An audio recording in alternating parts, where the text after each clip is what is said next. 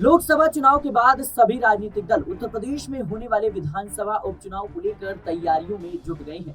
भाजपा, सपा, कांग्रेस के साथ ही बसपा ने भी उपचुनाव लड़ने का ऐलान करने के साथ ही तैयारियां तेज कर दी हैं। इसी बीच बसपा की राष्ट्रीय कार्यकारिणी की बैठक बुलाई गई है। 27 अगस्त को बुलाई गई ये बैठक संगठनात्मक रणनीति के लिहाज से अहम मानी जा रही है। इसी बीच यूपी की 10 सीटों पर होने वाले उपचुनाव को लेकर रणनीति बनेगी।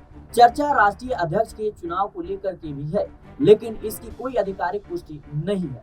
दरअसल बसपा संस्थापक कांशीराम का स्वास्थ्य खराब होने के बाद मायावती पहली बार 18 सितंबर 2003 को राष्ट्रीय अध्यक्ष बनी थी। बसपा सुप्रीमो मायावती तब से लेकर अभी तक वे पार्टी की अध्यक्ष हैं। इससे पहले साल 2019 में मायावती को बहुजन समाज पार्टी का राष्ट्रीय अध्यक्ष चुना गया था। अब माना जा रहा है कि पूर्व मुख्यमंत्री मायावती को फिर से राष्ट्रीय अध्यक्ष चुना जा सकता है, लेकिन इसी बीच चर्चाओं का दौर इस बात को लेकर के जारी है। तमाम कयासबाजियां चल रही हैं कि लोकसभा चुनाव के दौरान बहुजन समाज पार्टी की अध्यक्ष मायावती अपने भतीजे आकाश आनंद को सभी पदों से हटा दिया था, लेकिन चुनाव के बाद फिर से आकाश आनंद को उत्तराधिकारी की जिम्मेदारी सौंप दी गई।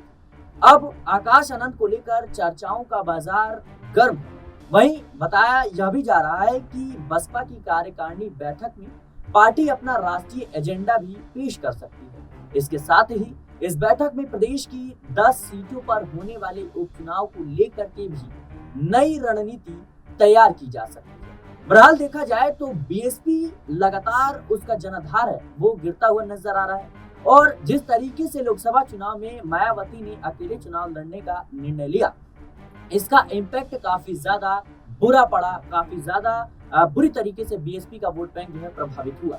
नतीजा ये हुआ कि 432 सीटों पर चुनाव लड़ने के बावजूद बहुजन समाज पार्टी एक भी सीटों पर जीत दर्ज नहीं कर पाई, और यही वो बड़ी वजह है कि अब मायावती को उनके वोट बैंक की चिंता साफ तौर पर सताने लगी है, और कहीं ना कहीं आकाश आनंद के खिलाफ एक्शन लेना भी एक बड़ा मुद्दा लोकसभा चुनाव के दौरान बना था। विपक्ष लगातार भारतीय जनता पार्टी की बी टीम जो है मायावती को करार रहा था, और जिस तरीके से आकाश आनंद की वापसी अब चुनाव के बाद से हुई है, माना जा रहा है कि युवा चेहरा जमीनी तौर पर एक्टिव और जिस मुखरता से भारतीय जनता पार्टी पर हमला बोलते हैं, विपक्ष को घेरते हैं, कहीं ना कहीं अब उनकी भूमिका और भी ज्यादा बढ़ सकती है, और ऐसे में मायावती तमाम जिम्मेदारी आकाश आनंद के हाथ में सौंपती हुई नजर आई।